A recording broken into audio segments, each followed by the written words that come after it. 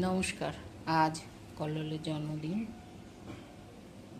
জন্মদিনে বাবা ওকে আশীর্বাদ করছে।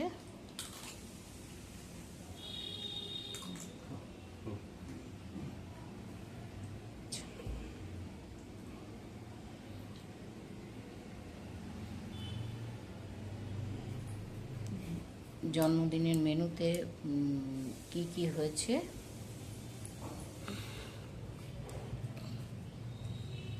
এটা বরবটি ভাজা, আমার গাছের বেগুন ভাজা, আলু আর রসুন দিয়ে ভাজা, তার সঙ্গে মাছের মাথা দিয়ে ডাল, মটন, আমের চাটনি, স্যালাড। ও তো মাছ খায় না বেশি ভালো, তা ওই জন্যে মাছটা হয়নি। সুখে থাকো, ভালো থাকো, সবাই ওকে আশীর্বাদ করুন ও যেন সুখী হয়, ভালো থাকে।